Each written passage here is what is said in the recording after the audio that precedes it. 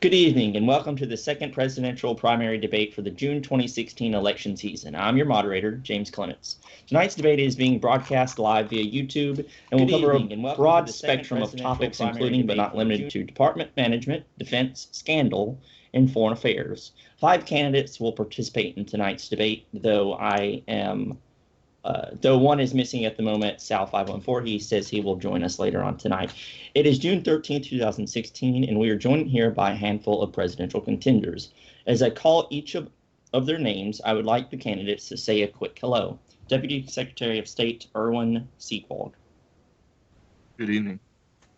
Former White House Press Secretary Illustratus. Hello. Senator Colton Warren. Thanks for watching and hello. Associate Justice Owen Romero. Alrighty, hello. And Sal, again, is not here at the moment. We'll be adhering to the following format for tonight's debate. I will state the question, and each candidate will be given 2 minutes to vocally respond. We will be posting visuals on the screen for the audience members to see. After each candidate has responded to a question, we will allow an open debate between the candidates. During this time, I will be moderating to ensure that the exchange remains civil. If any candidate resorts to foul language or profanity, they may be disqualified from the debate. Each candidate will be given 60 seconds to introduce themselves and 2 minutes to conclude at the end of the debate. Tonight's debate will center on direct questions to individual candidates. Let's start right away with opening statements. Candidates, you will each have 60 seconds to speak once I call on you. Erwin Sequald. Good evening all. Thank you for tuning into this second primary debate. I'd like to welcome you all, and I look forward to a very good debate this evening with my fellow candidates. As we've seen throughout the past couple of days, we've noticed a lot of campaigning going on. A lot more firm stances have come to be. As I've said before, mine are on my website, have been, as well as my administration sheet. You can see that in my group description, if you'd like that. You can find the group link in the U.S. wall, or on the U.S. wall, I should say. I look forward to the night. I look forward to debating with my fellow candidates, and I hope that you will choose me for President of the United States in this coming election. Thank you. Thank you so much. And next we have Illustratus. Oh, by the way, Sal has now joined the call. Thank you very much, and thank you to all the moderators once again for hosting this debate tonight. And thank you all for watching. My name is Illustratus. I'm the current White House Press Secretary in the United States. Previously, I've served as Secretary of Defense, Secretary of Commerce, Director of the CIA, and also Speaker of the House, just to name a few positions that I've been in. And over the past 13 days of officially starting my campaign, it's been a very long and hectic journey, and all it is just going to get more tough and tough from here on as we're narrowing down to the primaries, which are expected to be this week, and the general elections in another 2.5 weeks, which is going to be something, I'll tell you that. It's been a great journey, and I'm only looking forward to the future. Thank you. And thank you. Next, we have Colton Warren. I'd like to thank everyone for welcoming me here today, and I'd like to say that I'm ready to be your next president, as I have very many plans to fix what we're currently dealing with, which is one of the most inactive terms in the history of the United States, and it just keeps on getting worse. I feel like this will be our last chance to fix what we're dealing with before the U.S. is hopeless, which I've tried to cling to the hope of having a good United States for very many years. We've clung on since Free Nation, and I hope to see this United States go on for many years to come, but that's not going to happen if we continue to get this inactive, and I feel like I'm the only candidate who can stop the inactivity. Again, thank you for welcoming me to this debate, and I hope to see As the other debate said, bzzz. So your time is up. Thank you for that intro. Next, we will have Owen Romero.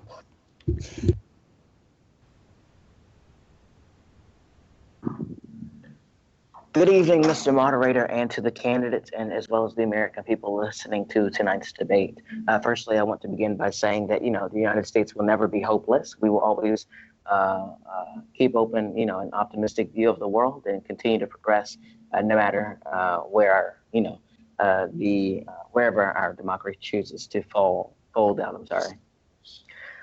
Throughout this debate, you will hear, a lot of rhetoric, but more so, I'd like the American people to listen to the precise policy proposals that each candidate are preparing. It's oftentimes that, we allow rhetoric to fool us and that we have bad leadership that plagues the department. So I look forward to a very productive debate, a very substantive debate. And ultimately, I wish for us to have fun. And, despite our different, despite our differences, I hope that, we can definitely push forward and, move America in a more bipartisan way. So thank you all so much. I look forward to participating and thoroughly engaging in tonight's debate. Thank you so much. And lastly, we will have Sal 514. Ladies and gentlemen, I'm Sal 514. Since June 7th, I've had the honor of presiding over the People's Chamber and executing the duties of my office to the best of my ability. With myself as speaker, we had our first session, started committees, and began the work ahead to making the House chamber the most productive and most active chamber in the United States Congress and the U.S. government for that matter. I swore an oath to uphold the Constitution when I became Speaker. I made a promise to the American people prior to being reelected that this tenure would be the most effective, most transparent, and most coherent to the needs of everyday Americans. Now, many candidates have attended tonight's debate to wave proudly their meaningless endorsements or to show off polls that don't reflect the interests of the true American people. Tonight, I'm committing myself to being as productive as I have been in the House, and I'm challenging every candidate to focus more on policy. That is your time. Tonight, I hope to learn to debate the real plans of other candidates here tonight, not some standard answer of politicians. Thank you. I hope you enjoy the next couple hours. I hope that this is not going to be a train wreck like the CNN debate, and God bless the United States of America. Thank you. All right. You're welcome. Okay, smartass. Individual question, period. I will now begin asking individual targeted questions to single candidates. The candidate asked will have a minute to respond.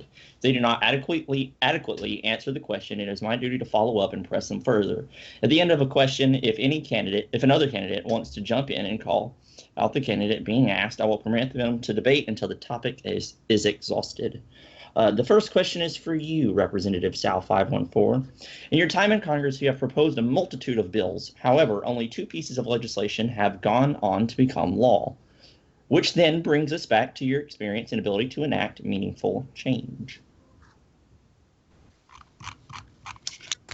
Well, that's a great question. Sal, if you're such a brilliant congressman, how is it that you've been such an awful passage rate on your bills?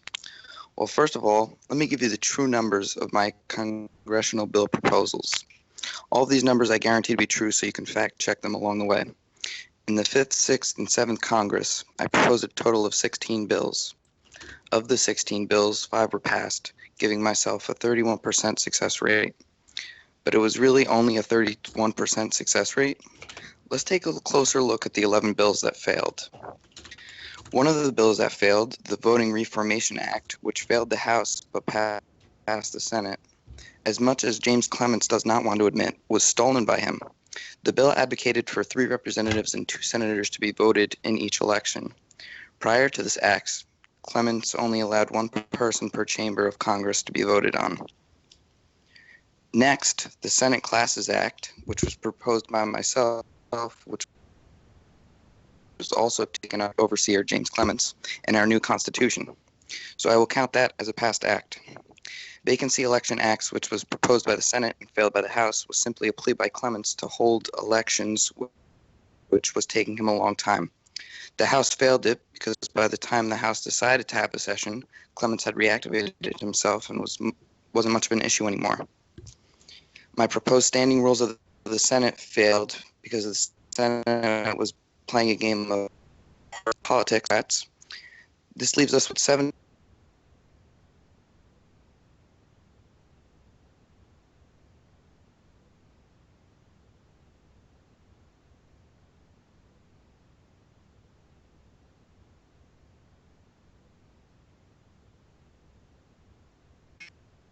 Hello?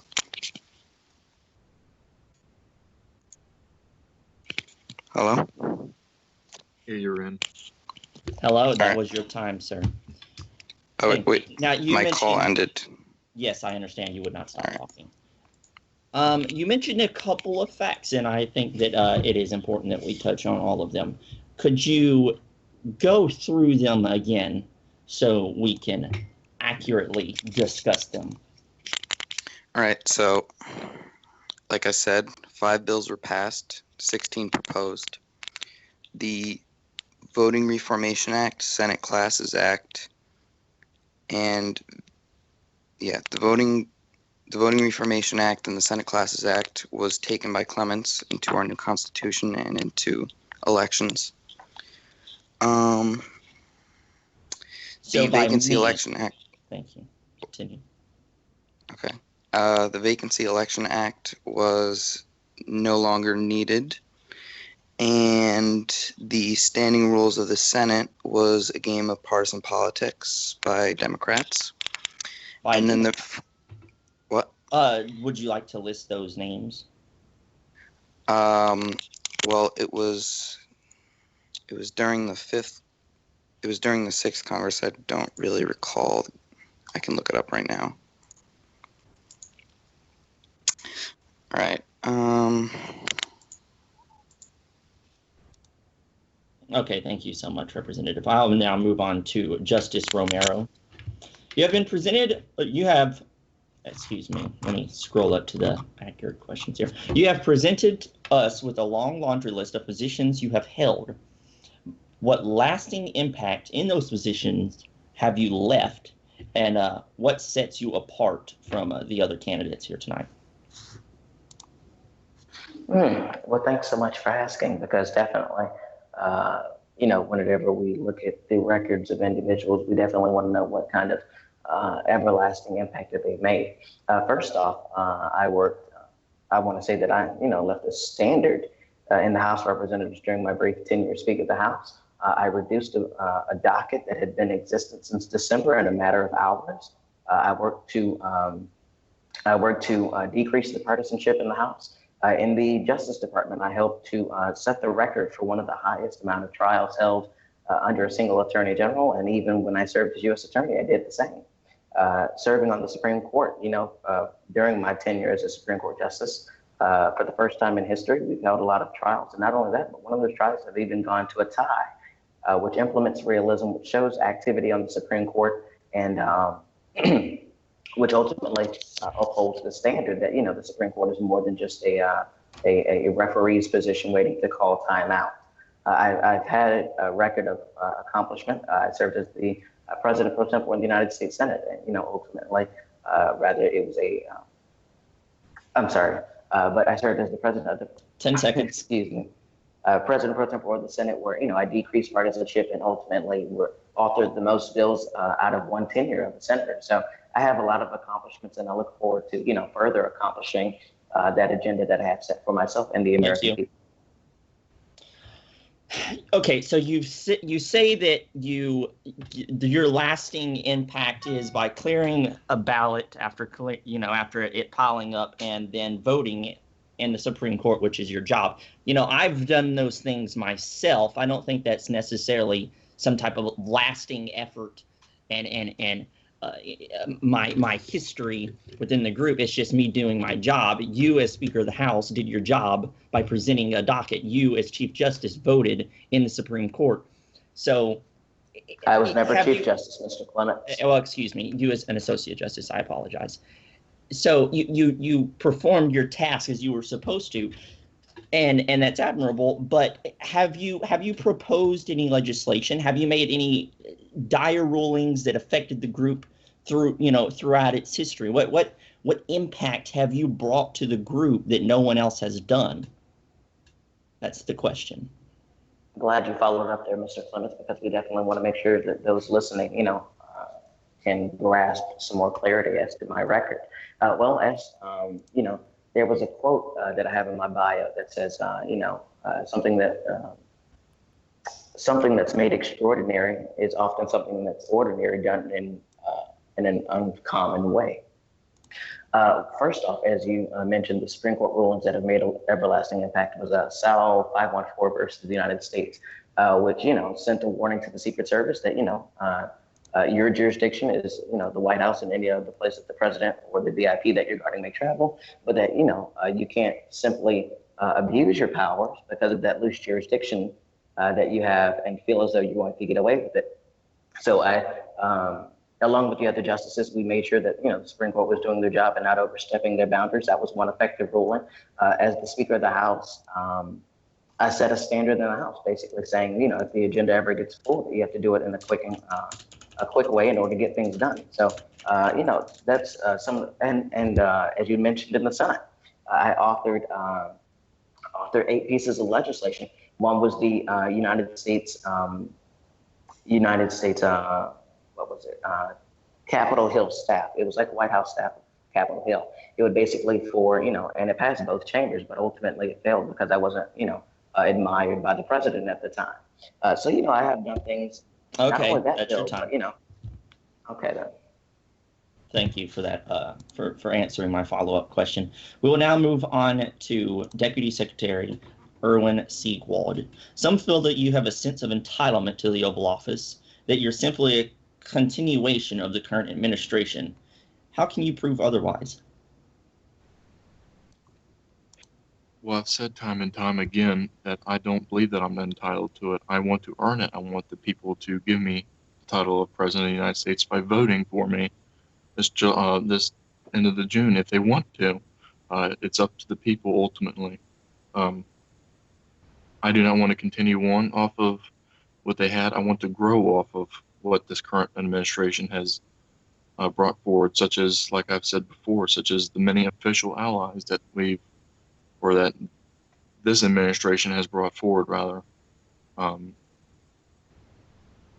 don't feel entitled to it. I want to earn it through the people, and I want to grow off of the administration. As I've said last debate, I don't really feel the need to continue on because there's a lot of things that we can improve.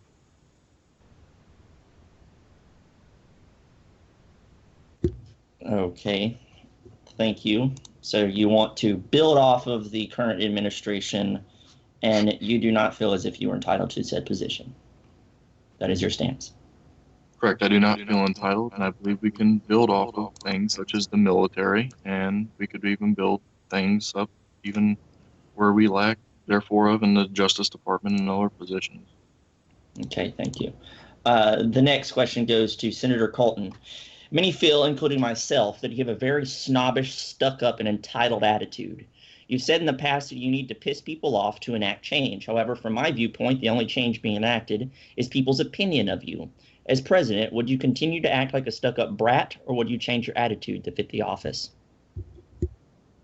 Well, of course, I myself, which half of the time when people think I'm being snobbish, it's because I'm making a joke. For example, whenever people come and attack me, I'll just yell about how I'll just yell something and then just go AFK on the Skype chat, which people seem to not like.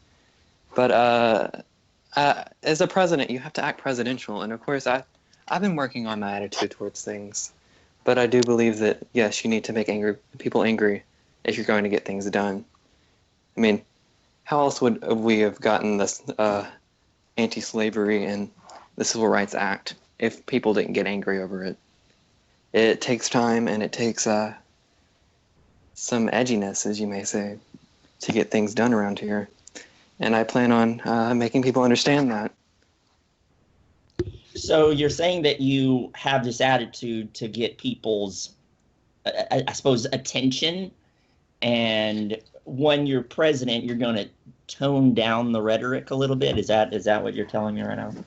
Well, of course, I'm never going to tone down, as you may say, but I do believe that you do need to get some attention before you're going to bring the attention to an issue. I Do mean, you feel that the way is to get attention is always having to demean and belittle and attack others, or could you not get their attention through other means? let me make this clear. One thing I don't do is belittle others and call them names and make pictures of them with the tinfoil hat on and such like that. I believe the best way is to attack on issues and not on a person. I see. Does anybody wish to debate? Yes, I would actually. See, this is the problem here. Senator Warren got into the Senate and all of a sudden he's talking about making jokes. That's not what the American people elected him to do, and that's certainly not what we need the next president to do. If we are to enact serious change, it takes sound policy proposals and bipartisan negotiation. You don't have to piss everyone off or knock everyone's tea off of their table because they disagree with you. That's childish, and that's why many of the people on the stage, as well as many of the people listening, feel as though Senator Warren is unfit to hold office simply because of his temperament and his non-existent agenda. All right. Colton, would you like to respond to? Well, I would like to say that half of the time when you say I'm pissing people off, it's mainly you, Owen, whenever I had to call you out for using alt because you wouldn't admit it. And eventually you slipped up and you said, well, yeah, I have.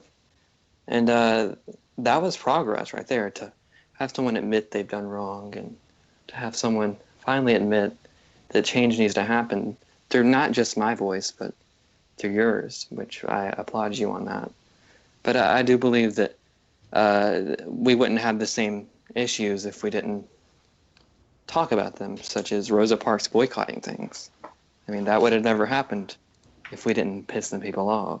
Senator Warren, USA affairs and segregation back into the mid-1900s is both two different tasks or two different issues have to be. And you talk about me being the only one that you're upsetting the voters by trying to pitch them this agenda that's non-existent.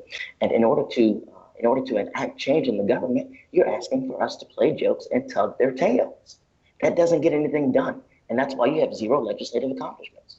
Furthermore, in regards to my alternate accounts, all of those alternate accounts that I have admitted to having have all left the United States in order to avoid frivolous claims for your campaign on why I've committed quote unquote voter fraud. Furthermore, there's been a resolution that was passed by a Senate committee in regards to the identity of Scott Keegan. Ultimately, the committee was dismissed because they could not find substantive evidence in order to connect myself to Judge Keegan. Yet you continue to beat this dead horse for no reason, simply other than to use it as a scapegoat as to where your agenda is. Last debate, you spent 15 to 20 minutes talking about my past transgressions. That isn't what the American people are looking forward to listening to. They want sound solutions and precise policies. And quite frankly, you continue to dodge both of those.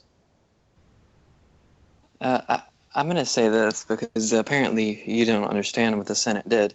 The Senate is continuing this committee investigating into the alts because the chairman appointed 3 of his party members, but no other party was on that committee whenever they are not the majority party, I might add. So that committee has not made a decision, and it probably will not because of the partisanship we have in the Senate. And obviously, Senator Warren, I don't think you know what's going on in your own chamber. Since when did the Senate start to use committees? Apparently since Eagle did that. Because Colton Warren continued to push a non-existent issue down the throats of his colleagues, and one of the senators were fed up. Both President Pro Tempore Gatsby and Senator Eagle Eye agreed to have a committee in order to look for substantive evidence that would connect me to that would connect me to federal court judge Scott Keegan. Ultimately, they issued an opinion saying that nothing was found. They're continuing the committee, but as far as my relationship to federal court judge Scott Keegan, that's been dismissed. But you weren't there, just as you weren't there the last session, just as you weren't there the whole session when John Winters presided. So you want to talk about my record when you can barely manage to show up for work? Because obviously, well, the thing is that that committee was scheduled 15 minutes before. I was given 15 minutes notice of that, And There were at least 4 or 5 senators on that committee. One of those 5 were not yourself because you were absent. I do either want in a to Skype point chat out. bickering. I want to point out that Senator Warren does have a very good attendance record to the United States Senate. He typically shows up to every single session, unlike some senators. So I do want to point that fact out, that his attendance record is indeed pretty nice. I think I've missed 3 sessions, and I've been in the Senate longer than any other senator. So, half of the time it was for good reasons, such as my computer crashing or I was eating dinner. But usually I give a sound reason is why I'm not going to make it. But I'd like to finish by saying that 15 minutes is not appropriate notice for a committee, because I was eating whenever that committee was brought up to me. And I believe that this committee was introduced on the Senate floor the day that you weren't there, because I was in the Senate chamber watching. There's been 2 or 3 at least Senate affairs that take place in which. But no date was given for that committee. It was June 9th through 12th. The date was voted in the Senate chamber if you were there. But not according to what you said previously. You said that June 9th through 12th would be the time span between which this committee would. We need to get back on task here. I'm going to move on to the next question, which is for Illustratus. Some feel you lack an immense amount of experience, ranging from the executive to the legislative. Some don't even know what positions you've held. Could you explain to us your experience, past roles, and what effect you have left behind in those positions? Gladly I will. So, I've held a lot of different positions in the United States. I would say I've been in at least 2/3 of the departments that we have here in the United States. I'll just name all of my, I'm on Google Drive right now, so I have my resume. I'll gladly read it for you all. I've been here we go. Under the Congress, I've been 18th Speaker of the House of Representatives, a second-term representative from New Jersey, and, I've had 2 terms in the United States House of Representatives, the White House Press Secretary, and I formerly held moderation in the White House Communications Department. I've served as Secretary of Commerce, Chief of Staff in the Department of State, Ambassador to the Republic of Ireland in the Department of State, Secretary of Defense, Deputy Secretary of Defense, and enlisted recruit, all in the Department of Defense. I've served in the Uniform Division of the United States Secret Service, Director of the CIA, Deputy Director of the CIA, Director of Intelligence of the CIA, and I have more like that. And that's all the experience I've held. So I've held a very broad, I guess you could say I've held a lot of different positions in the United States from September 2015 to now, June 2015. And I'm looking forward to adding one more to my resume, President of the United States. All right. Thank you, Illustratus. The next question is for Representative Sal 514. Many believe that though you have served for many months in the United States Senate and House of Representatives, you lack executive experience. How can you tonight reassure us that though you have never held an executive leadership role, other than now, of course, you are the speaker, you can still effectively lead the executive branch? Well, despite the fact that I haven't been able to serve an executive position, I've held and managed the House and the Senate very well. In fact, sometimes I think I was more of a speaker and more of a president pro tempore than the actual candidates who held those offices were. And what I mean by that is basically I was doing their job except for the fact of running sessions. I was creating the agenda. I was submitting bills. I was doing the legislation coordinator. And it's stuff like that that is needed in a president of the United States. You need to be able to manage all the different departments, and you have to create a staff to be able to run these departments so you don't have to devote 100% of your time to each one of these departments. So that's kind of how I plan on managing the President of the United States. Well, I believe that everyone's going to have a staff. I surely hope so.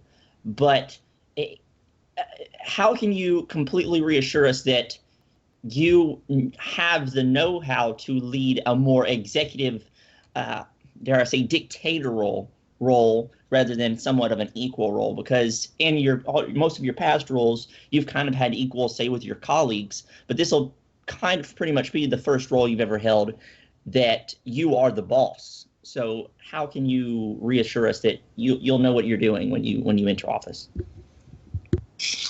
Well, I'm going to have a lot of time with my staff, and I'm going to talk to them a lot about what is the best role for us, and they're going to tell me what they think we should do with the specific department.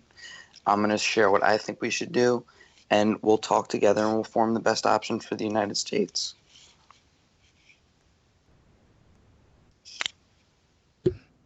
Okay, thank you. We will now move on to Justice Romero. What exactly have you done? Yes, you are a justice to the Supreme Court, but many feel that that is perhaps the only position you have done anything in. It goes back to the other question I asked you previously, and you mentioned a Supreme Court case, and then you brought up how when you were in the House you cleared a docket. So how can you? What have you done, and how do we know you could be effective as being the President of the United States? Well, that's a great question, James. Well, look at this here. First off, I've been very effective, and quite frankly, I don't get a lot of the credit that I feel as though should be credited to me, simply because of the rumors that continue to come from different campaigns that diminish my integrity and diminish my effectiveness in Washington as a United States Senator. But then the United States Senate terms for 2 months. I authored 8 bills, which had been the most at that time. As Speaker of the House, I cleared an agenda that had been in existence since December. As the United States Attorney, I did 2 cases that that was the most in such a brief tenure at that time in the Department of Justice. As the Attorney General, I worked with Chief Leo to hire the most MPD officers we've ever had in the department, which was at 39 last time I checked, during my tenure, that is. But so I've gotten things accomplished, but ultimately, I do understand how that can ultimately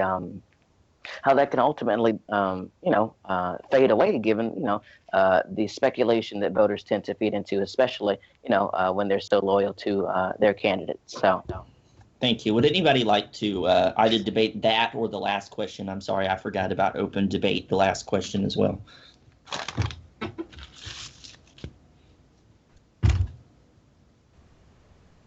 No? Okay, then. yeah, Mr. Clements, I don't think anyone can dispute my effectiveness in Washington, which is why clearly any of the candidates didn't challenge how effective I can lead and how effective I have led. So. Okay. Would anybody like to rebuttal that? Man, you guys suck. He's calling you out. Anyway, Deputy Secretary Erwin Siegwald, going on the first question, if you were simply a continuation of the current administration, does that mean you wouldn't do anything, or to put it better, you'd continue current policies without bringing anything new? Would you bring things new? Would you just use the current cabinet and jumble it up a little bit? And how can you distinguish yourself completely from the current administration? Well, I've taken the people that have been in the positions that I need to fulfill, such as, let's say, Secretary of Homeland Security. Bright Rose is known to be very good in that position. She has a history to be very good in that position. So I'd move her from the position she's in now to something like that. So in a way, I would move it around. However, I have different people that are public, I should say. They're public citizens. They're going to finally be able to move in, so it's not going to be a complete, full, just realignment of the puzzle pieces. There's going to be other pieces coming in. So no, I wouldn't directly continue on every single bit and part. I would rather just, like I said, move stuff around get it set to where everything is perfect, bring people in that are experts in that position, and get that done. Okay, thank you. Would anybody like to rebuttal that? I Yes, I do would. believe I have to jump in here. Okay, Mr. Colton, Steve, hold up. feel free. Senator Warren can go first. Yeah. Thank you, but I would like to submit this. 1 second. And I would like everybody to confirm that this looks legitimate to you. It says, I don't know, pretty much every day during the summer, our problems would be on less than an hour a day. Whenever I was vetting Bright Rose for Secretary of Homeland Security, that's what she said to me. So that's why I couldn't have her as my Homeland Security Secretary. But Irwin continues to insist she'll be the best person for the job. Well, I have to argue Warren, against that. Senator Warren, when she posted that, look at the date. That is almost exactly a month ago. Things can change over a month, and she has assured me that she can do the job correctly. I would also like to argue against the fact that your vice president will be gone for at least a month, according to him. Is that going to bode well with the American people whenever the potential next president, somebody who needs to be ready to step up right then and take that office in case you were incapacitated, cannot do his job? Because I don't think that's a responsibility. Well, my vice presidential candidate is way more experienced than yours, so please do not bash him. Second of all, he still does not completely know whether he will be gone during the month of August or not. It's up to the month of July, and we have to see what goes on at that position. But he has assured me that he will be able to serve as my vice president. And as somebody that can trust people that are experienced and that devote their loyalty to me, I will say that he will be the best vice president that I could offer. And if that's the best you can offer, I start to worry about our next administration. Somebody who's only there for 2/3 of the time. If you want to use somebody that is inactive and only has been on twice, I mean, she was on maybe 3 times while you were Secretary of State, and those 3 times were after you were gone, and she was there at DC trying to handle stuff, and she didn't honestly know what to go on, and she was pretty much in a mode of, what do I do? And so, what can we expect out of that? What can we expect out of somebody that is rarely seen at DC except for when it's absolutely needed? We need a vice president that's going to be able to go out to the people and is going to be able to bring stuff to the Senate, but not only to the Senate, but back to me. Now, I'd like to add that. Young man. Excuse me if I can interject here, young man. Yeah, Romero, you got it. Mr. Clements clearly asked Deputy Secretary Sigwalt, what can you assure the American people that your administration would be far different from the incumbent administration? And quite frankly, you dodged that question like a deer in headlights. This is the thing here, folks. Deputy Secretary Sigwalt isn't interested in finding any new fresh talent, and as a result of that, the American people are going to suffer the same results that they've gotten. I mean, that's incorrect, and then Senator Warren just pointed out perfectly. Senator Warren said not only is your vice president going to be taking a leave of absence upon you assuming office, but also your Secretary of Homeland Security has a record of running departments into the ground and then leaving and jumping ship. That is not what we need in our next administration. We need to operate with certainty, with a firm hand, and great leadership that's going to produce fresh results. So when you look at your administration, you've talked openly about keeping your attorney general, who hasn't held a case and rarely appears before the Supreme Court. So if you're talking about bringing in this new era of leadership, I just want to see where it's going to come from, because quite frankly, I feel as though your policy proposals and your cabinet choices resemble a lot like President Reed. Well, if you have not noticed recently, or if you have not looked, Victor is no longer my attorney general candidate. Bright has, like I've said before, Bright has reassured me she will do the position, and what you said is absolutely incorrect. She does not run stuff into the ground. Matter of fact, look at the Army right now. It's the best military we've had to operate off of, and frankly, quite a while. So I cannot say that she has run stuff into the ground. Rather, she has built up on that. Deputy Secretary, if you feel as though our military is in a great shape, then by all means, please take the reins. You didn't let me finish. You didn't let me finish. You didn't let me finish. Let ahead, him She finish. has built. She has built up on it. I have fresh talent coming in, like you say, I do not have, but in fact I do, who was a 4-star general for the United States Air Force in Alamos, USM, who has been our assistant U.S. attorney, who is very experienced in the military to be our Secretary of Defense, and bring in that experience that we need to build on training, policy, and other forms. As well as I have somebody from the outside who is very experienced with actual military leadership. So it's coming in to be the chief of staff of the Army, to build up the Army, to make it stronger than what it is. So yes, I am bringing in fresh talent. However, I'm moving the puzzle pieces to where they need to be. With all due respect, Mr. Secretary, outsourcing opportunity isn't the best formula to navigate America forward. And we It is witnessed not that firsthand wait, under wait. Matt. You just told me. You just said that I you're need to searching wait. outside for leadership You to just head the military. no. I just said You that our just said current that you have assistant, individuals that are current. outside of this group. Actually, I just said that the guy that I want to have as Secretary of Defense is our Assistant U.S. Attorney. So tell me how that's outsourcing. Tell me how it's outsourcing when I have a person that's going to be the Chief of Staff of the Army who is currently a citizen of the United States. Tell me how this is not effective for you.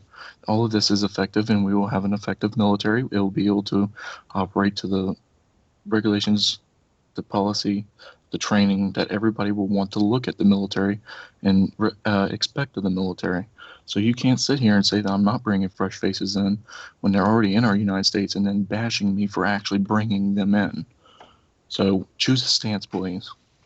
I would like to say that 8250 Ryan, who's your Secretary of Defense, joined not too long after you announced that you're running, and he's your friend, which is nepotism. Not to mention, he was a failed nominee for the position of U.S. Attorney. So if the bold United States Senate doesn't see him fit enough to hold the U.S. Attorney's office, then why would you put him in a position of trust in order to spearhead our inactive military? Furthermore, for you to assess our military is doing fine, that worries me about your impaired judgment. I did not say that you were to wait, hold on. I did not say that our military is fine. I said that our military is the greatest that it's been in quite a long time. That is not saying that it's fine. That's saying that it is better than what it was. So please stop changing my words, and please pick a stance and stick to it. Thank you. Mr. Secretary, I assure you that the military is not in the best shape it's been. I can actually recall under former Defense Secretary Carter Weston, where, at least they had 2 or 3 events that, displayed the bravery and the courage and the leadership that had been groomed in our United States military. So for you to... Please tell us how long ago that was that he served as Secretary of Defense. His tenure of service to our country isn't necessarily the focal point of this here. Yes, it is, because I said it is the best that we've had in quite a long time. What he did under his administration is all of the ranks were filled at all times. They had military sanctions at least twice a month. Okay. It's the best that we've had. Well, clearly voters are able to identify the differences on where we both stand on military reform. So, can I interject one more time? Bright Rose 1 has not been on since the 10th of June. That's 3 days ago. That worries me. I wasn't on extremely. And Senator Warren, you're going to have more of those worries if we continue to elect the same lame duck leadership that Irwin is proposing in his administration.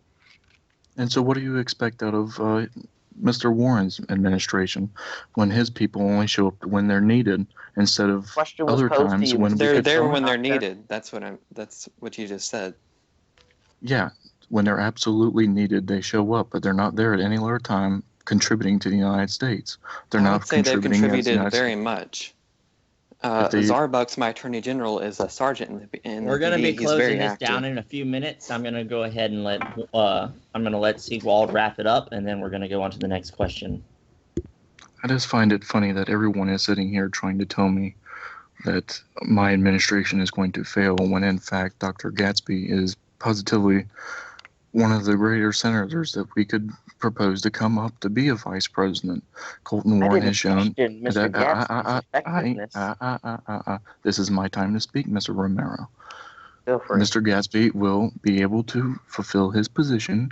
He has promised that he will be able to do so, and I trust in him that he will be able to do so. And for that month that he's gone, he's probably going to miss 4, 5, 6 Senate sessions. That's where you come in to have a good president pro tempore. As we saw with Colton Warren, he did a good job. I do give him props for that. He did a great job as president pro tempore when Mr. Hamilton was impeached from the office of vice president.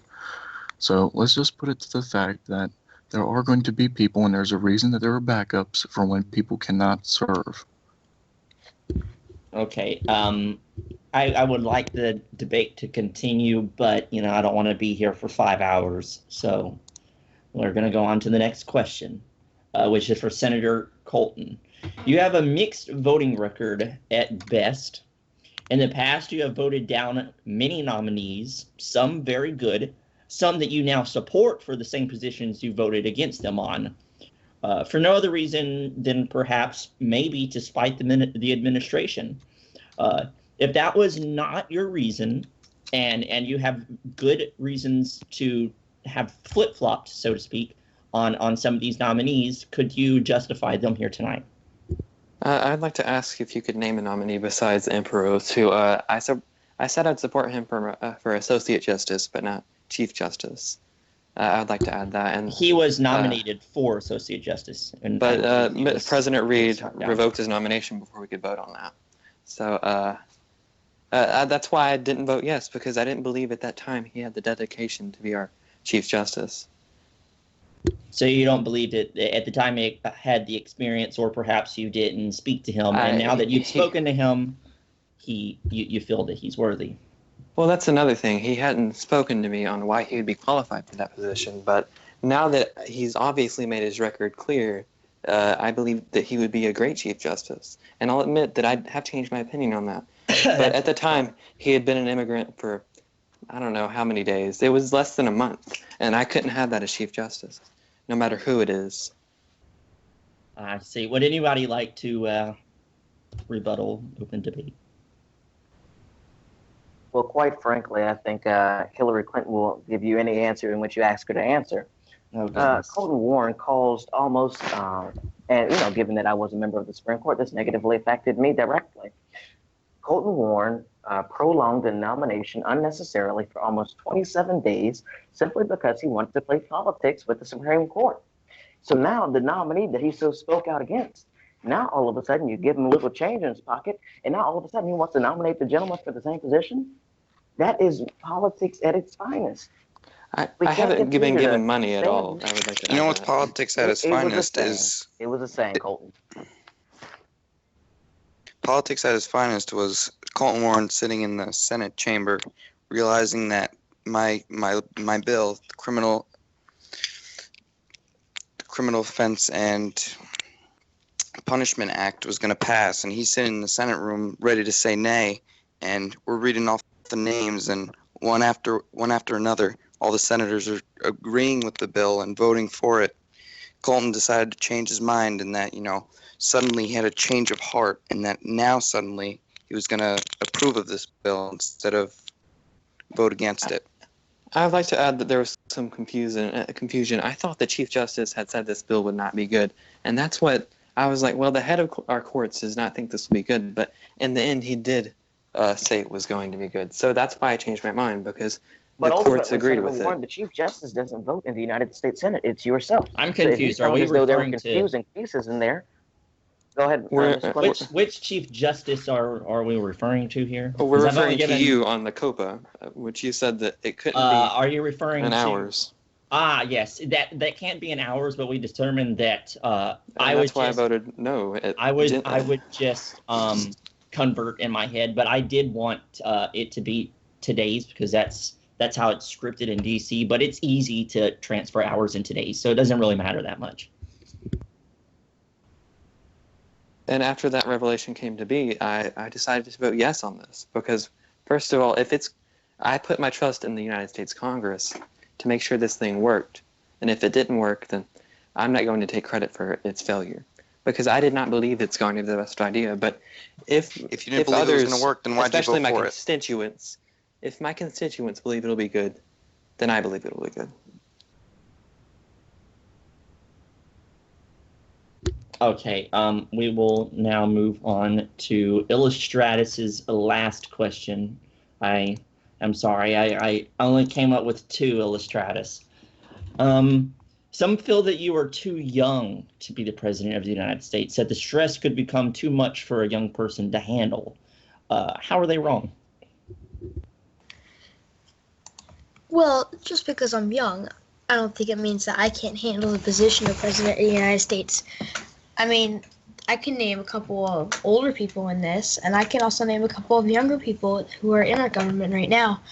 But it doesn't matter about age. What it matters about is maturity and how you can get things done in the office. I think that how people say that I'm young and because of my age I can't get things done is just stupid. I think that I think that a person who gets things done is a person who gets things done and has shown that in the past. It's not about their age, it's about their maturity and responsibility as a person. Thank you. Thank you, Illustratus. We will now go to the next candidate, which is Sal 514. Sal, yesterday night, this question, by the way, was made for the Friday debate, so it was perhaps Thursday. Yesterday night, you mentioned that you would remove the legislative coordinator and other things Congress uses in its day-to-day operation out of spite towards something I said. Tell me, if you don't always get what you want from Congress, will you threaten them to get it? Well, first of all, I wasn't threatening anyone. It was an empty threat. Basically, it was to prove that, prove to me, to prove to the argument that de-legislation coordinator was important, which you admitted it was. So that's what I got out of that. As for threatening Congress, I'm not going to have to threaten Congress. I feel that I'm a very agreeable person, and if a problem arises, whether it be a nomination, I think that I would be able to work it out. So yeah. I see. So it was an empty threat, yet it was a threat nonetheless. Would anyone like to open debate?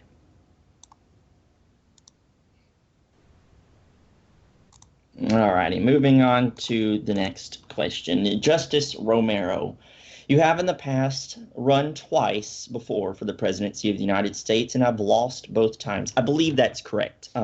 Twice. What sets those elections apart from this one? Some feel you're running to make a statement. Others feel you're running to try and get a better position. Why are you running? Well, I'm running, quite frankly, because I'm dissatisfied with the field of candidates. I mean, you have candidates who are proposing fresh ideas, but intend to keep the same cabinet as the one currently in office. And you have people ultimately misguiding the American people into thinking something is true when it's not. This is our reality here. Quite frankly, we have too many orators in this call and not enough policy sound proposers. And so, I am not ashamed that I lost both of those times. Both of those times I learned something very, very insightful. I take the good with the ugly and I keep pushing. But ultimately, I'm not running to get a higher position. I feel as though the Supreme Court is where I should be. Ultimately, using my legal background to interpret the land of the law in order to allow justice to prevail. So I'm not running for another position. I'm not running to attack Senator Warren or to attack Deputy Secretary of State Walt or whoever else on the stage. I'm running because honestly, I'm dissatisfied with the field of candidates and the lack of sound policy proposals that we're hearing from both sides of the aisle. I mean, you have people promising golden eggs, and yet they don't know how to find those eggs. So to talk something into existence when it simply doesn't exist is quite it's rubbish. So I'm running to make a difference. I'm running to make sure that and challenge the other candidates on the stage tonight to propose sound policy proposals and not just more rhetoric to the American people that we've heard for, quite frankly, the last 2 years. So that's what I'm running for, and ultimately. I hope to remain on the Supreme Court if I'm chosen to serve as president, and I look forward to continuing to challenge whoever assumes the office to continue doing what's best in the interest of the American people and the interest of the Supreme Court in which I preside over. Not preside, but sit on. Thank you. Would anybody like to debate that? Well, yeah, if you look at a lot of the candidates' websites, first of all, I'm just going to start off with Erwin's. It's one sentence per topic on how he's going to magically transform every problem we have into shining rainbows. If you look at Colton's forum page, it's the same thing. It's, we're going to transform the nation. You watch. And then if we look at Illustratus's, it's just naming each part of every problem and saying it's bad and we got to fix it, and full of spelling errors. So, I mean, my website, I laid out exactly what I'm going to do and how I'm going to do it. So, I mean, this is why I ran for president, because none of these people are proposing any solid plans. Well, that's incorrect, because some of mine actually have more than one sentence. And I mean, my stances on my website are meant to be short. 2 sentences. Actually, like 3, 4. No. There's 2 sentences. Hold on. No, check again. Check on the Can we immigration. not debate Check on the comment. sentences? Okay, yeah. Anyways, the people's stances on their websites are supposed to be short. This is our issue here. No, they're not going to be Right. short. You have to tell them what you're going to do because you're running for president, and once you're president, you have to do something as president. And unlike others, I hold rallies and I let people know, and I let them ask me questions. Okay, rallies aren't going to solve anything. Okay, you need to lay out your plan to the American people.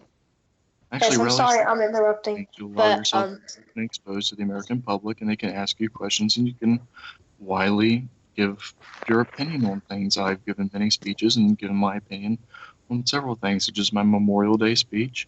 I focused it on how I effectively changed the military. So, you know, I don't understand that. Okay, Alright, I'm gonna let can I cut in Illustratus right jump here? Yeah. Can I cut in right here? It's not about the debate. I'm on my phone right now. The internet just cut out. I think I've been DDoSed. So I'm just warning everybody in the debate that there might be a potential DDoSer watching. I'm not sure because this has never happened before. Lovely. this. Okay, we'll continue on from there. Does anybody want to open debate that, or can we move on to the next question? I believe we can move on. to I'm more not going to sound debate his policy DDoS proposals. claims, but We're not going to debate how many sentences are in a paragraph or how many sentences need to be in a paragraph. I believe the American people want to hear sound policy proposals, and that's what we need to do. So I'm all in favor of moving this train along, Mr. Clements. Okay, and we were on Romero's question, I believe, and then I can't remember where we were. Okay, so I'm going to re-ask this question. Somebody tell me if this is where we were at. Deputy Secretary Erwin Siegwald, some feel that your record is highly lacking, that you have not held enough executive decision-making positions to be the President of the United States, and therefore the Chief Executive of the United States government. How can you assure us you have the experience and know-how to enact real substantive change? Did I ask that question already? No, you haven't. don't believe. Okay, thank you. That's the Should I question. go ahead and answer? Okay. Yes. I was White House Chief of Staff, and beforehand I served as both positions as Deputy Chief of Staff, both as the one for Deputy Chief of Staff for Operations, Deputy Chief of Staff for Implementation, and before that I was an advisor to the President. So I know how to run the executive. I did it as the White House Chief of Staff, and in the different positions below that. As for my foreign experience, I mean, I'm now the acting Secretary of State. If some of you didn't know, Secretary Walker resigned earlier due to personal reasons. I served as acting secretary beforehand for about a week when he couldn't, and I've been Deputy Secretary of State for the longest time. About April 1st, I took office, so I have that experience. So I've been at the top of that administration on the foreign affairs side. I've been in the White House, and that's just for EUSA. I've held military commands as well, so I have that experience. So I know how to lead the military. I know how to effectively communicate with the outside world, our allies, and the people who want to be our allies and maybe not want to be our allies. So I have the experience that's needed, but people do not have to worry about that from me. Some others, they may. So that's what I have to say on that. Thank you. Would anybody like to jump in? Yes, I believe advising the president on issues and making those decisions are two total different activities. Filing papers or making phone calls to the West Wing and making decisions are two far different activities. Well, as Whenever White we're House Chief of concerned that, Staff under LD, as White House Chief of Staff under LDU, I handled nominations, so I know how the nomination process works, okay, and you I put the know how to nominations in a affect. pretty forum post. What else did you do as your White House Chief of Staff job? Come again, you're echoing and not. You're I very said, distorted. I said, I said copying and pasting nominations into a pretty forum post and sending it over to the vice president is not necessarily an accomplishment I would toot, but rather a policy Actually, I proposal. didn't copy What and firm paste them. decision have you made that proves that you're an effective leader or that you're I able to didn't. handle the power of the presidency? Well, I handled the president's main schedule. I also went and met with the people sometimes beforehand. And also, I did not copy and paste the nominations. I actually looked into people for the president and did it. And then wrote the letter myself and then had LU's signature on the bottom after he approved of it. And then I sent it to the vice president. So I know the So, different processes that are needed. And And then that took I all have of 30 minutes, effectively. correct? so And you that took would, all of so 30 you minutes, would right? be you would be the individual that would actually go out and find the folks. Yes, I've actually gone Were out and you I've chief actually of spoken staff? to the people in my administration. I don't feel as though that was your job, Or Mr. hold up. Secretary. Well, chief of staff to the president kind of is like almost co-president, depending on how much power the president invests in him. Were you chief of staff during Romero's nomination? I cannot remember. That was a while ago. I was can look nominated into it when if the you'd like president to. looked down Romero upon. was nominated under LDU, so I was curious as to which. If I I was came. curious that if you are the one that gave his name, and does he credit his job to you? I came in about early March. About March 13th, I was effective as White House Chief of Staff. Before that, I did not handle nominations. I served under LDU, and then during your 1 week tenure, Mr. Clements. That was my. I guess that was my short term as White House Chief of Staff. Not really short, but it was effective enough.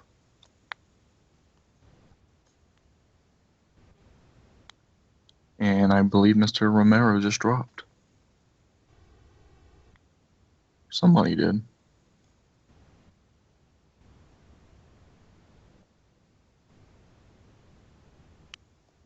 He's still on the call. I believe somebody disconnected, so I'll just say that I'm unsure, but I can check. As a matter of fact, I can check right now. It's illustrators. Okay.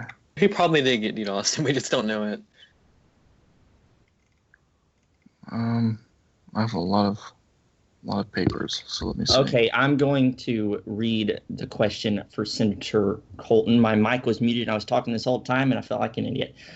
Senator Colton, during your time in the Senate, you have not passed a single piece of legislation that has become law. I don't actually know of any legislation that you have even presented to the Senate to be voted on. I have 3 of them.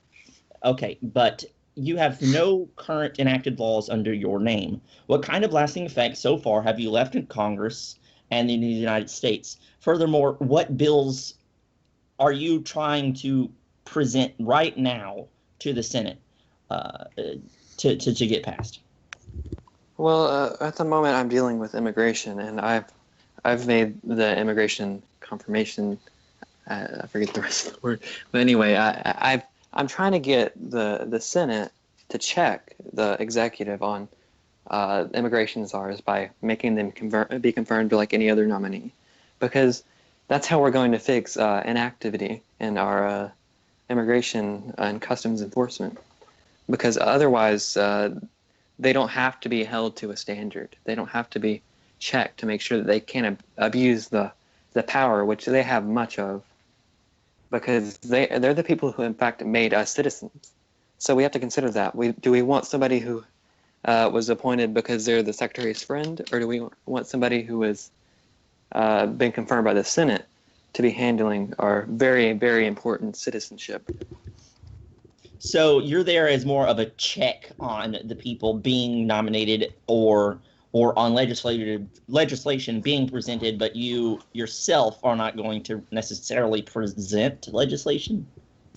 I've presented 3 articles of legislation so far, and as Sal said, it apparently doesn't matter if it passes. So I would like to say that I've tried my best to make sure these articles pass, and if they don't pass this term, I hope to have them presented while I'm president, because then I believe No, they won't be vetoed. that's not what I said. That's not what I said. I said was that as long as you're proposing ideas and passing laws, then that's okay. But you see, Colton, you've proposed 3 acts to Congress, and none of them have passed. So that's a One of completely them different was story. vetoed by the president whenever he had previously co-signed it. Yes, because it's a completely useless law that establishes an office that we don't need, and that was shut down by James M. Reed. The office of the vice president is required by the Constitution. If you may have forgotten that, I don't know, maybe you did, maybe you didn't. But I think the VP's office is very, very All right, important to our reestablishment. union as a whole. What do you think is more important? Reestablishing the office of the vice president or fixing our Department of Justice? Which would you think is the more important? Well, obviously, I'm going to leave the Department of Justice to make sure that it influences its own decision, because otherwise we could make a drastic decision in Congress. They've done a great job with that. That's why they've been inactive for about 6 months. And that's why I'm the one who's been trying to pressure the president to fire his attorney general or do something more along the lines of actually doing something with the department he runs. But of course, the president runs these departments and we don't. So I think that we should worry about fixing the departments if we're president, and not just trying to check it whenever it's obviously going to be vetoed. He can't do his job because he doesn't have any jurisdiction to arrest people for. You have Senator Warren, who's campaigning to be the most qualified candidate on stage, yet he can't name the legislation he's allegedly authored. Not only that, the legislation that he's even strived to offer, one would complicate the immigration system, which is not an area that needs focusing on right now. And then secondly, establishing another government entity that is nothing more than waste. And he campaigns as if he's had several accomplishments as Secretary of State and as a United States Senator. The change that Senator Warren is campaigning on, he's able to do it in his office. So my thing is, why do you need a motorcade, a full-time detail? Why do you need a residence? And why do you need a whole administrative staff if you're able to do those things that you're promising voters in the office capacity that you're in right now? To me, that just screams power hungry, because you don't have a record of accomplishment. So what could you be running for the presidency for? Well, first of all, I'd like to add that I've been against nominees that I didn't think would do their job since I was elected to the Senate on April 1st, which somehow to Mr. Segel's campaign manager is 5 months. But off the track of that, I believe that I've been checking the executive since I took office, which I think that is one of the Senate's main duties. Believe it or not, we're the one who confirm the nominees, which takes up at least half of our agenda on any given day. Are 2 different activities, Senator Warren.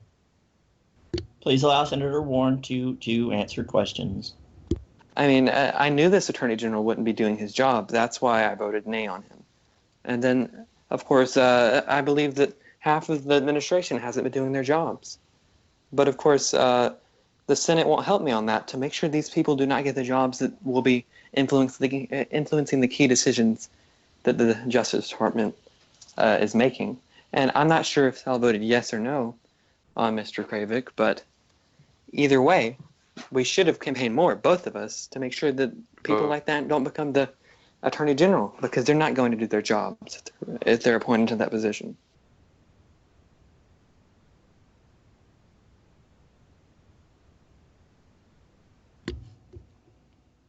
Okay, we will move on to that was by the way, Erwin and Colton, those were your last questions before we move to the closings. The last 2 will be Representative Sal and Justice Romero. Representative Sal, once you were a staunch opponent to the current Constitution amendments and my position as an overseer. However, now you seem to have come around to agreeing with both the Constitution and the amendments, as well as my position. What's made you have a change of heart? Well, as I said to you a couple nights ago, I see as that it is important to have an impartial person holding elections and determining what is fair and what is not fair in the country.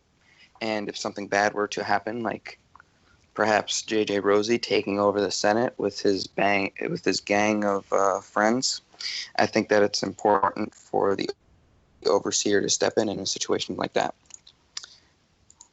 And as for the Constitution, the only thing that I disliked about the Constitution was that Article 6, I believe it is, that says the overseer has the almighty power.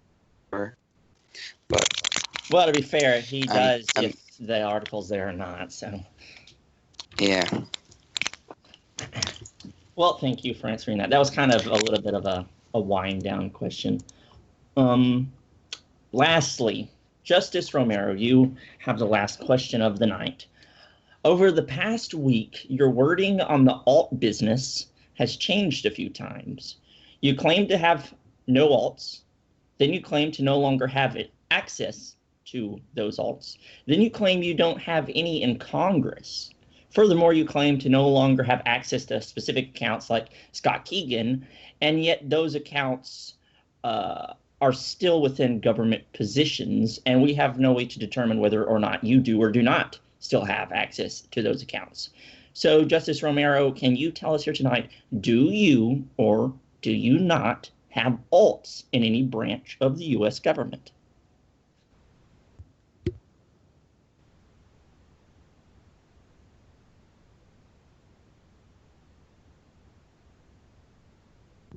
It seems he dropped from the call. One moment.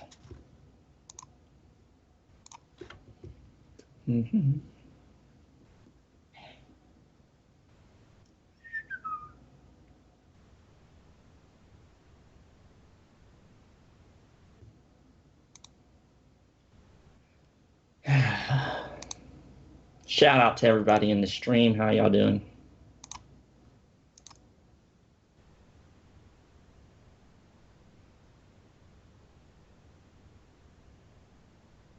I'm waiting on Mr. Romero Closing statements. Rejoin the call. I wanted to answer this question.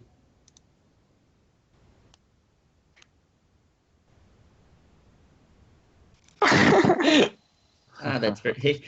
I don't think anybody in the stream can hear Reed, but he said Romero just strategically dropped out of the call upon that question being presented. Can I answer the question for him? All right. Well, we're gonna. I suppose. I'll answer it for him, I guess. No. We're gonna move on to the last part. Scroll.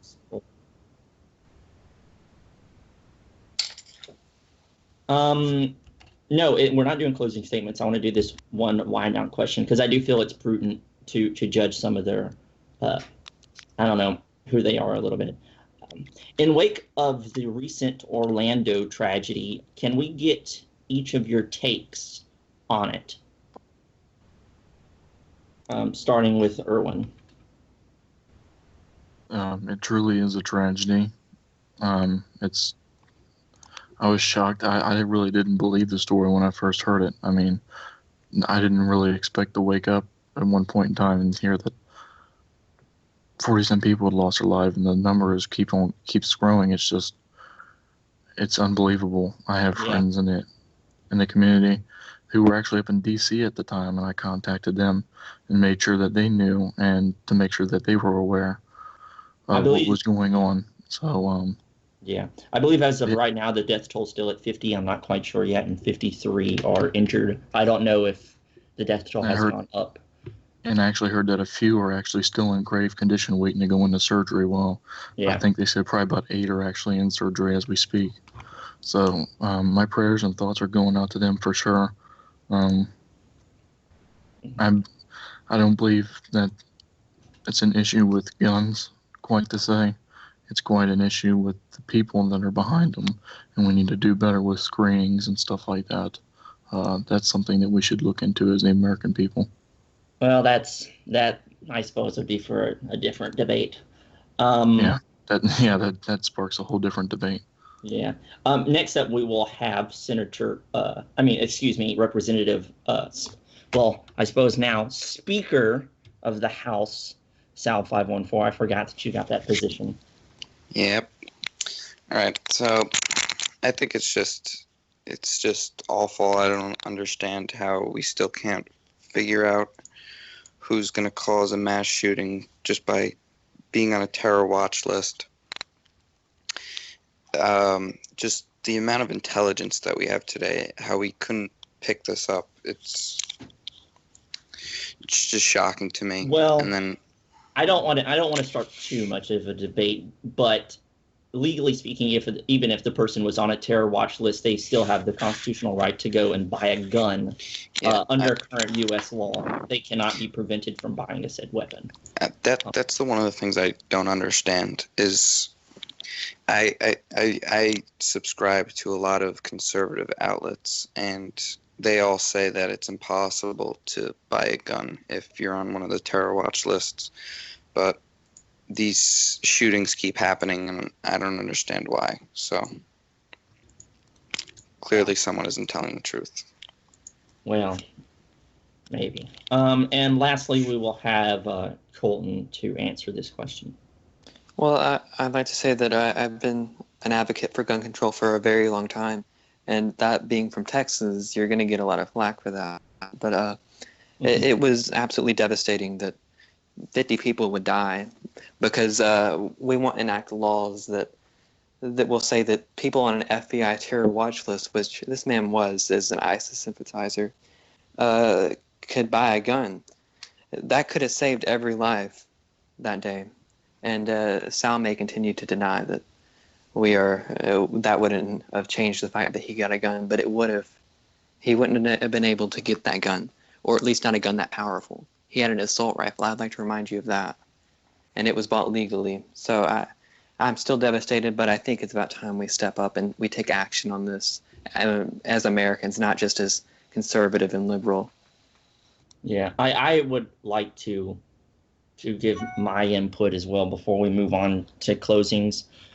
I think that it as Erwin did point out, it is indeed a tragedy, and my heart goes out to all of the families of the people that lost their lives for doing nothing more than being who they want to be and enjoying themselves on a Sunday night. These people will no longer know what it is to love, to experience heartbreak, and it's all because some jerk felt that what they were was wrong and vile. And it's very disturbing that we allow these people to do what they do. It's disturbing that we empower them with the ability to do the things that they do. We have it within us to change the things that cause these things to happen. We have that power, but we refuse to allow it. So, like I said, my heart goes out to them. And so now we'll move on to closing statements. I want to thank all of you for joining us here for the second presidential primary debate. We know it was a very long stream. We will move to the closings now. First is Sal 514. Thank you. All right. If today's debate has showed us anything, it is that many of the candidates on this very stage have no solid laid out plan to help our nation. It is absolutely essential, though, to a president of the United States to have these plans to show to the American people, to show them why they should be the president of the United States, what they would do on their first day of office, and what they would do in each individual department to make a change, because that's what the American people want. They want a change from what the administration is doing today. And as a candidate seeking the Oval Office, it is your duty to display these plans. So I think that it is very important that all voters look up what exactly the candidate that you're supporting right now is willing to do for each department. And after looking at these plans, make your own decision on what you would do as a president of the United States to these departments. I want to thank everyone for listening today, and God bless America. Thank you. Next, we'll have Owen Romero. I assume that he's finally decided to rejoin.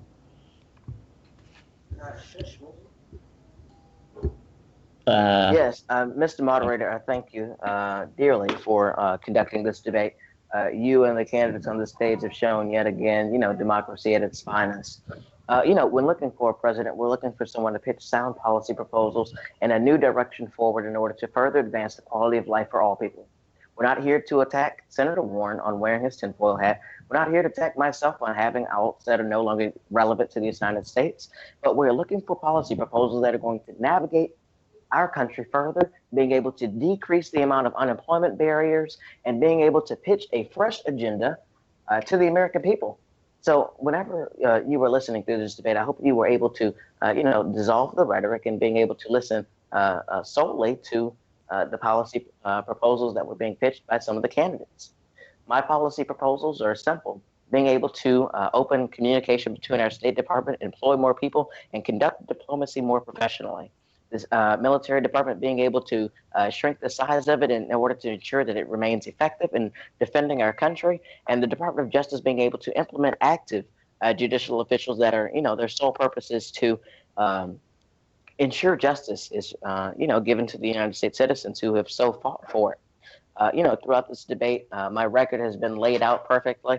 And you've seen that I've been an effective figure in Washington.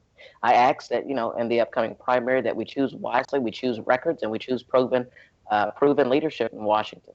I look forward to being that choice. I thank you all so much for listening tonight, and hopefully I'll be able to speak to you all soon again. Thanks so much. Thank you. Next, we have Erwin Seawald. I want to thank everybody for tuning in this evening. It's been a shorter debate than the previous one, but it sure was effective. We got a lot done, and I look forward to the future debates. I just wanted to point out, since I've had a plan since day one, as well as an admin sheet that's open to the public. If you need the link, I'll be more than happy to give it out to either the wall or directly on a private message, whichever one suits you. Continue to look out for rallies. I show my plans through that. You get to ask me questions directly in front of others. It helps me stay transparent to you, as well as it helps you get your voice to me. In closing, I just want to say thank you again.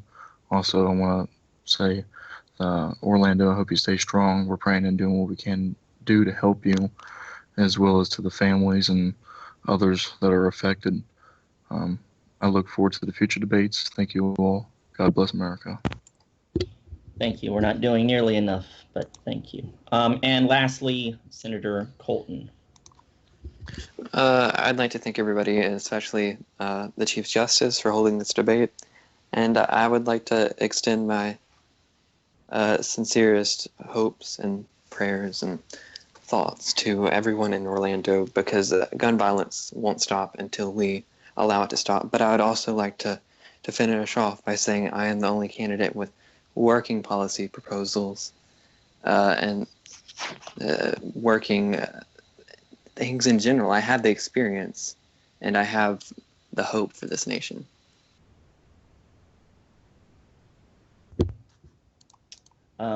Thank you, candidates, and thank you all for joining us here for the second presidential primary debate. We know it was a very long stream. Stay tuned to listen to the post-debate discussion. Keep an eye out on the shout for the next debate, which I believe is Wednesday. It's Wednesday,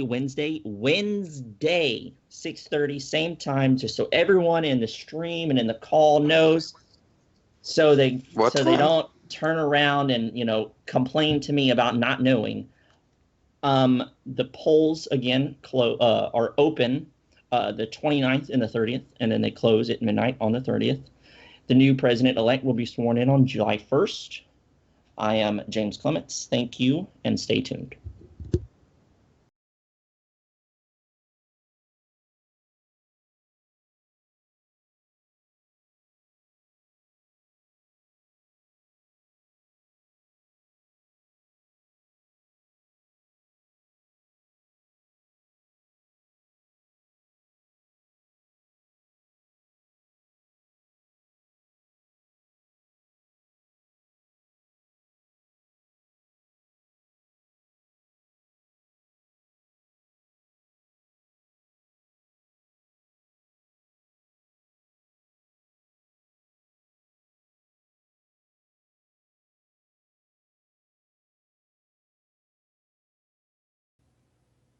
1. Fantastic.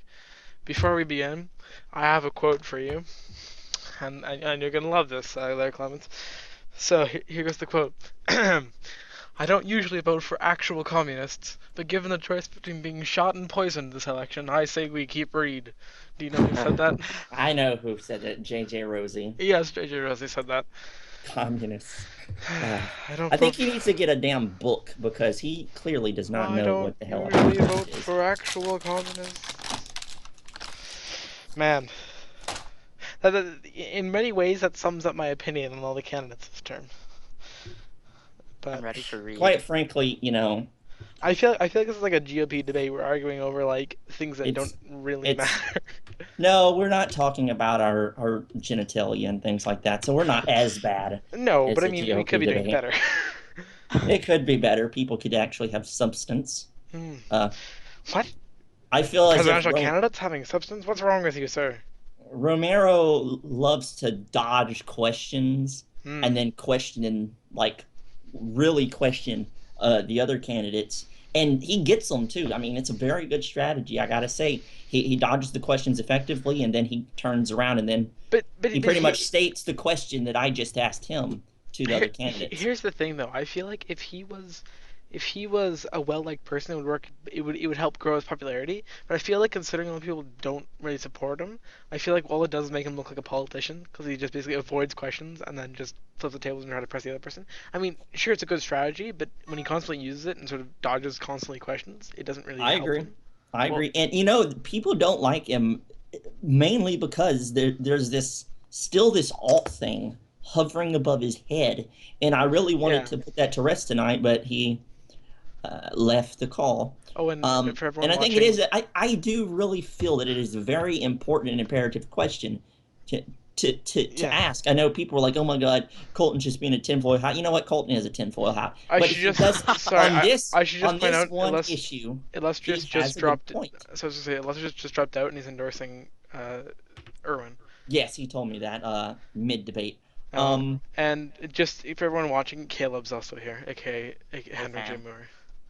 But I think it is very important to get this debate, this alt thing under wraps, because he has given us names that he had, quote unquote, had access to, yet no longer does, but we can't prove that, and this account is still in a position of governance. Right. So, I think it is very important. And I think if he was playing this smart, he would have done his best to either own up to it and move on from it, or just set it for all. Say, look, I'm not going to sit here all day debating this. Let's get to actual topics. Let's debate actual substance. But I feel like this constant sort of like pushing it off, procrastinating on this issue, isn't really helping him because, like you said, it's hovering over his head like a cloud, and he has to get rid of it before it starts downpouring on him. Does anyone know who the James Reed account is in the? No, but considering the language, I'm just gonna. It seems as if he's just a troll. Oh, they're all trolls. I banned him from the chat. I pulled my executive power. With Owen, he's proven time and time again that he will use his ults, whether he says he has them or not. He does use them, and that's just how it is with him. He can't be trusted with his ults. But like we said time and time again as well, ults aren't really something you can prove, right? So it's very hard to sort of definitively say something like that. Well, the way that you prove an alt is an alt is if you can find out someone you're suspicious of, you question them, and if they slip up multiple times, then it is likelier than not that is their account, and he has multiple occasions slipped up on this question. Yeah, like he's confessed to me about which one was it? I forget. He had a bunch of alts. One was the Speaker of the House. I mean, so Eagle Eye, I think he's a senator currently. Eagle Eye has 13 just said how they'd open a committee on it. Even though I will tell you for a record right now, I've been in calls with Romero and Rosie, where Romero will say, Romero will say like, "Oh, I'll ask my brother if I can get the account from Scott, or his cousin," or he changes the story every time. But and it also reminds me of what's his name, Nathaniel Brooks, the new Speaker of the House, Romero said over and over again, well, you want to prove it? Let's have a Skype call. And I said, okay, let's have a Skype call. And I asked him about that, I think, 3 different times, and he never held it. Yeah, Nathaniel, that's the one he confessed to me. Yeah. Yeah. And I mean, he's confessed to Scott Keegan after denying it for months. And, yeah. I mean, we need more transparent government. Like, we can't have someone like that. Yeah. And he's just one instance. I'm almost positive there are more alts in Congress, maybe, than just him. Spoiler alert, JamesClements is actually my alt. Spoiler alert, JamesClements could very well have an alt within government right now. Wow. It's John Winters. That's why he never enters calls. Oh, yeah. Hey, you never know. You never know. No, just kidding. I've been in calls with John Winters. But it does make you suspicious now, doesn't it? Wow. You couldn't prove otherwise. Just start, cue the paranormal theme song. Who do you all think stood out the most in the debate? Other than Erwin's voice changer, not much. I'm not gonna say anything on that. I'm just not even gonna comment. Okay. I think that perhaps Erwin maybe sustained more attacks this debate than Colton did, which is interesting. Yeah. I think folks are starting to realize, hell, if I want to be in this, I need to start attacking the front runner rather than, another individual. Colton. So I don't know. I think that perhaps the person that stood out the most would be Owen, but that's just standing out. I don't necessarily think he gave me any substance. Yeah. I don't feel that he answered any of my questions. For instance, I asked him questions on experience and on what he's done in the past, and then he pretty much gave me 2 things. And then he went and asked the other candidates the question I had just asked him, as if he was in the right and that they were not. And it kind of worked to his advantage. It did slip them up quite a bit. I mean, I can say he knows how to talk. He's pretty good at manipulating, I gotta say. I feel as if he's very good at that. Right. And I'd agree with you there. Gatsby, if you're listening to this chat, could you start an APO poll? Your poll, I swear, it's the most accurate. It's the only poll I am trusting this election season. So I agree. Let's trust the VP, one of the candidates. Yeah. Well, I mean, I suppose he could code. AKA Erwin, who's been the front runner in all the APO polls. Cue the paranormal theme song. I suppose that he could code it in a way to where 1 vote for him is actually 1.5 or some crappy thing like that or something like that. But I don't know. It's based. His APO poll is based on the USA group.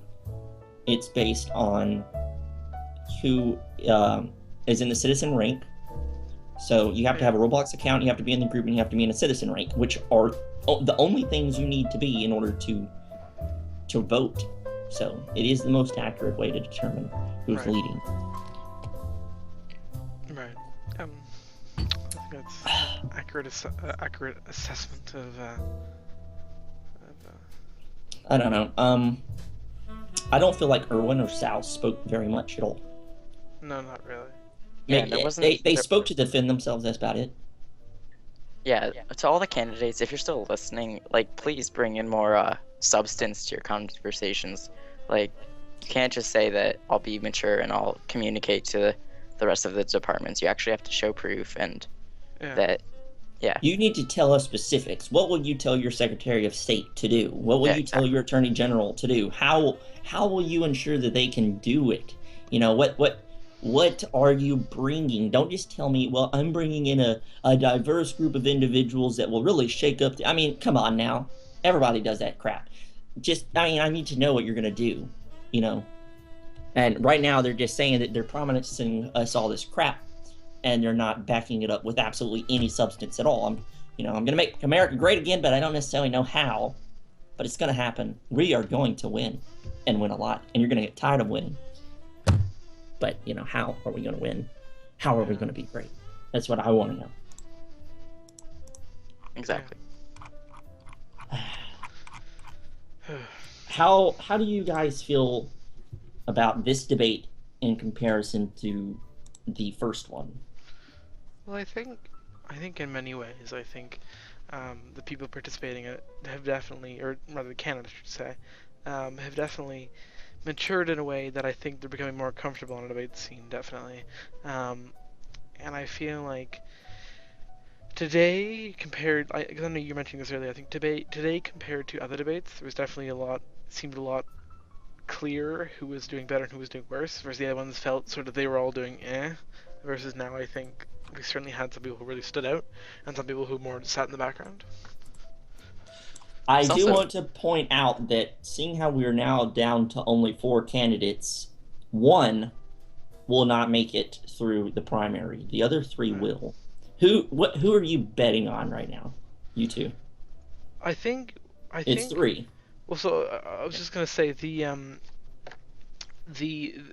one person I was just gonna elaborate on the point I said earlier. Just the one person I think who I think performed their platform well was Sal, but I don't think he got involved as much. So I think as far as who I think will go through, I definitely think Colton and Erwin will go through, and I think it'll be sort of a toss up between Sal and Colton, because I think you mean Owen? Yes, Sal and Owen. I certainly think Sal has more solid platform proposals, but I think in these debates he's sat in the background a little bit more.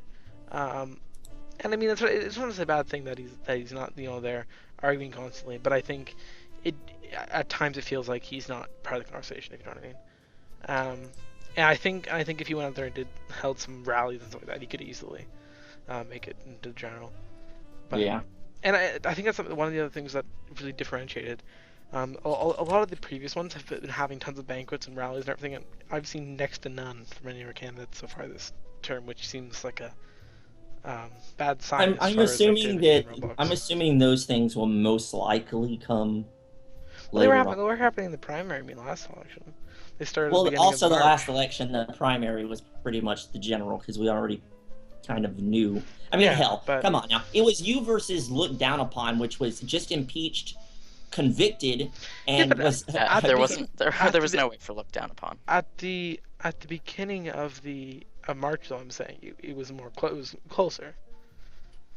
I suppose. Yeah. But I mean, even like, let's see what right. You say that this debate's close. Well, I mean, like the LDU and Patrick one was close, but I mean, we didn't see a lot of rallies that. I'm gonna say that it's gonna ultimately come down to Colton versus Erwin. That's what I feel is gonna happen.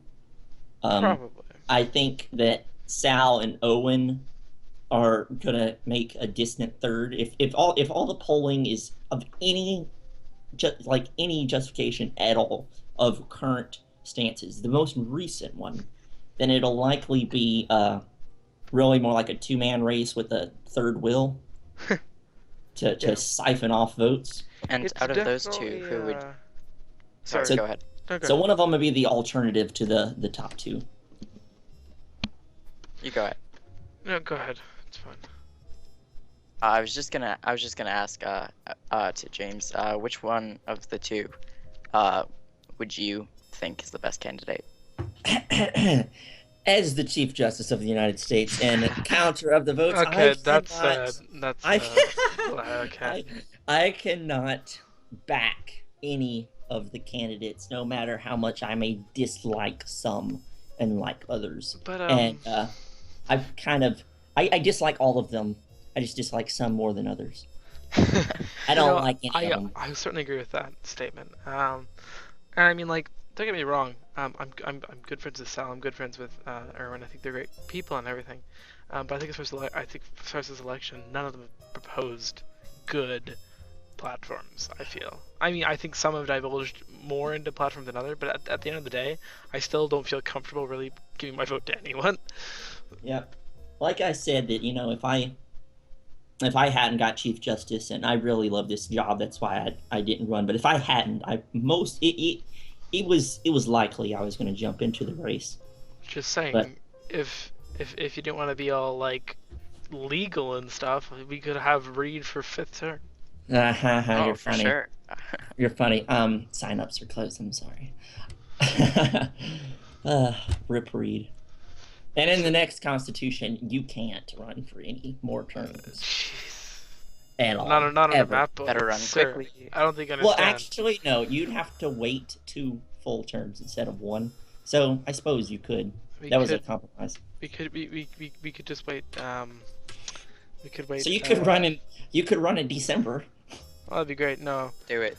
I'd probably like, if anything, I'd go for like a VP with someone, because it was kind of fun being VP. You're gonna be so busy as assistant bitch overseer and map maker that you won't have time to do anything. Just else, will because you? because of that comment, I'm just gonna like resign now, and you can develop No. yourself. Enjoy. Hashtag bye. Okay. Anyway, no, but we're getting way off topic here. Look, you can be assistant overlord. Fine. Thanks. But, Illustratus. I think it was interesting that he dropped out, but it wasn't necessarily surprising to me that he did, and he endorsed a candidate. Yeah. It wasn't surprising to me who he endorsed. To be honest, I went soft on him because I feel once I heard his voice, I can't be Clements up is on a softie at heart. Don't you? I'm a softie at heart, y'all. I just kind of put on a badass attitude. But Really? Do you really though? I mean, let's be honest. You're like the super gay guy in USA, and I don't mean that in like a rude way. I'm just what the way you act is kind of like you're very outgoing.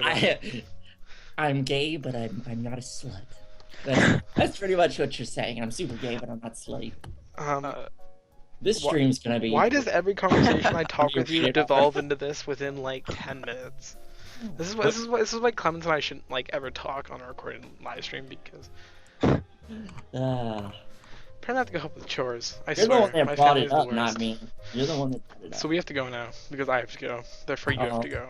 You have chores. Fantastic. All right. Thank you all for joining us in this minuscule post debate where we kind of bashed Owen a little bit, and then I called Reed my bitch. But yes, thank you. Yep. One sec. All right. Adios.